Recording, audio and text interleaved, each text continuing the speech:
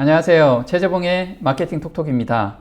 요즘 음식점 창업하시려는 분들이 많은 문의가 와서 제가 오늘 영상을 제작해 보았습니다. 어떤 아이템을 선택해야지만 불황에도 살아남을 수 있는지 이런 문의가 많이 오고 있고요. 또 현재 음식점을 하고 있는데 어떤 마케팅을 해야지만 이 불황을 타개할 수 있는지를 문의하시는 분들이 좀 있으셔서 제가 시리즈로 한번 어떻게 마케팅을 해야 되고 또 어떤 아이템을 선택해야 되는지를 알아보도록 하겠습니다. 자, 불황일 때는 이런 장사를 하라, 이 주제를 가지고 좀 이야기를 해보려고 합니다. 한겨레 신문에서 식당 창업으로 몰리는 2030 사장님들을 이야기를 하고 있습니다. 그런데 80%는 업력이 3년 미만이라고 합니다. 그러면 식당을 창업하고 대다수가 성공하지 못한다는 이야기로 들리고 있죠. 그래서 이 부분을 좀 알아보도록 하겠습니다. 현재 20대는 한식, 양식 등 음식 업종이 52%나 된다라고 합니다. 그러면 전체 창업자 중에서 음식업을 창업하시는 분들이 50%가 넘는다라는 거예요. 이거는 엄청난 비중이죠. 연령대별로 한번 창업하는 비율을 좀 알아보도록 하겠습니다. 지금 20대는 52%를 차지하고 있고요. 이게 음식점 창업을 이야기하고 있는 겁니다. 자, 30대는 42%, 그리고 40대는 34%, 50대 33%, 60대 이상이 37%입니다.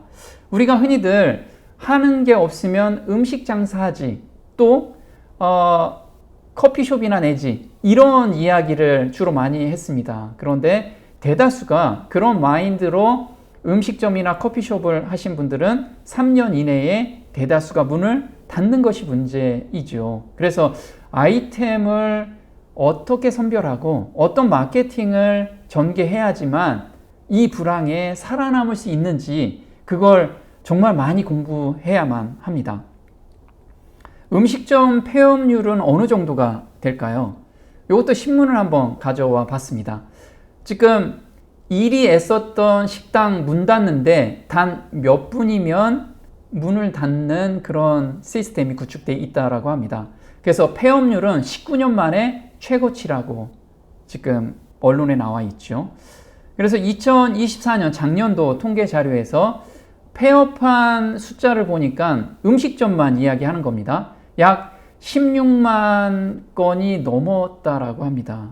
이 숫자는 외환위기 때 그 이후로 가장 높은 폐업률이라고 합니다. 그래서 지금 폐업률 4년 연속 상승을 하는데 이 상승률이 점점 더 올라가고 있다는 거죠. 지금 음식점을 오픈하고 장사를 하시는 분들이 폐업을 못해서 지금 대출받은 금액이나 그런 것들이 엮여 있는 것들이 너무 많기 때문에 폐업을 못 하시는 분들도 굉장히 많이 있습니다. 이럴 때 방법은 하나밖에 없어요. 다시 정신을 차리고 매출을 올리면 웬만한 문제는 다 해결이 됩니다. 그럼 매출을 올리는 방법을 우리가 좀 더 연구해 보면 좋겠죠. 그래서 좀 더 단순하게 매출 올리는 그런 마케팅 방법을 좀 연구해 보고 저도 그 방법을 좀 전수해 보려고 합니다. 2024년도 가장 폐업률이 높은 지역을 지금 보여주고 있는데요. 어딜까요? 보통 수도권이라고 생각하는데 사실 세종이 가장 높습니다. 세종시에 지금 자영업자들은 굉장히 힘든 것으로 보고 있죠. 그래서 세종이 14.6%로 가장 높았고요. 그 다음이 바로 서울입니다. 서울은 13%, 그리고 그 다음이 인천이죠. 이렇게 골고루 지금 폐업률이 보여지고 있는데 각 지역별로 지금 폐업률은 계속해서 상승하고 있다는 거, 이게 정말 암울한 현실입니다. 음식점이 폐업하는 가장 큰 요인이 뭘까요?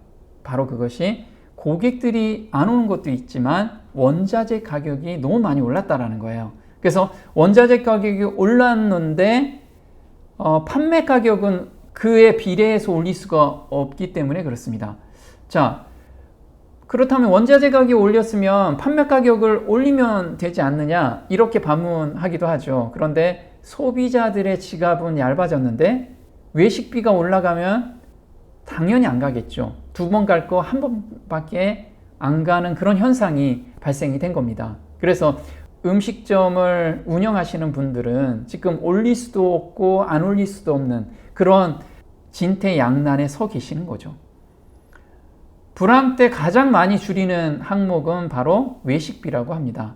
사진에서 보듯이 어피티 머니레터라는 곳에서 조사를 한번 했습니다.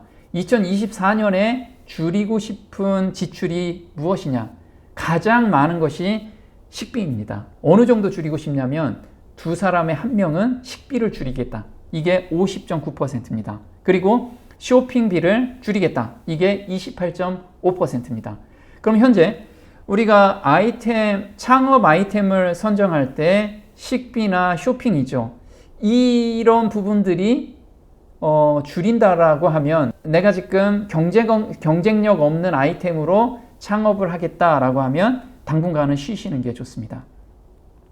불필요한 지출은 배달비와 유흥비라고 지금 이야기를 하고 있어요. 그래서 10명 중 3명은 내가 배달비에 너무 많이 지출하고 있다.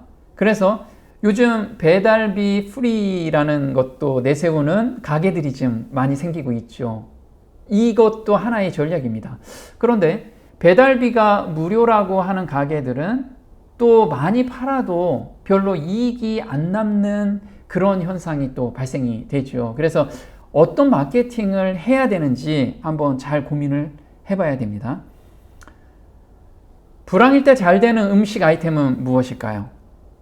자, 사진에서 보면 지금 배달하는 것이죠. 그래서 불황일 때는 가장 많이 줄이는 것이 외식비라고 지금 통계 자료에서 나와 있습니다. 그래서 배달이 안 되는 아이템은 직격탄을 맞는 것이 바로 음식 장사입니다. 그래서 현재 내 아이템 중에서 배달이 안 된다라고 하면 배달할 수 있는 메뉴를 개발하지 않는 한은 앞으로 점점 더 불황이 지속될 건데 버틸 수가 없을 겁니다. 그래서 정말 내 아이템은 배달을 할 수 있는 그 아이템인지를 곰곰이 생각하고 그 아이템, 배달 아이템으로 좀 탈바꿈을 하셔야만 됩니다. 그래서 홀 매출과 배달 가능한 아이템으로 탈바꿈을 하지 않는 한은 앞으로 불황에 우리가 버티기가 어려울 겁니다. 자, 코로나 이전 대비 배달 서비스는 164%나 증가했다라고 하죠. 지금 배달이 계속해서 증가하고 있나요? 네, 조금 줄었다라고 이야기를 합니다. 하지만 홀은 더 줄었습니다. 배달이 줄면 비례해서 홀은 더 줄게 돼 있어요. 왜냐하면 불황일 때 가장 먼저 줄이는 것이 외식비이기 때문에 그렇습니다. 그래서 정말 음식 장사 하시는 분들은 배달 아이템을 반드시 개발해야 된다는 거죠. 이건 KT에서 조사한 자료입니다.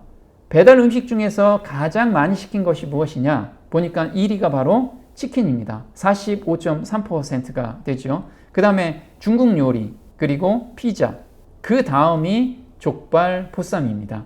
자, 이 중 아이템 중에서 창업을 하기를 원하신다라고 하면 이 중에 아이템을 고르는 것이 굉장히 필요합니다.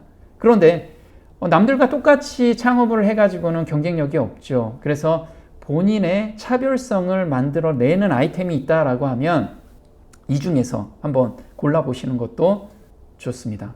자, 요즘은 고깃집을 운영하시는 분들도 배달 아이템을 내놨습니다. 그런데 사람들의 인식이 배달 음식 하면은 이미 자리 잡은 아이템들이 있어요. 인식을 바꾼다라는 것은 상당한 비용과 상당한 시간이 걸립니다. 그래서 당장의 효과를 보기는 굉장히 어렵습니다. 따라서 창업 아이템을 고르신다면 이렇게 배달 가능한, 사람들이 이미 배달 아이템이다 라고 생각하는 것 중에서 자신의 차별성을 찾아내는 것이 필요하죠.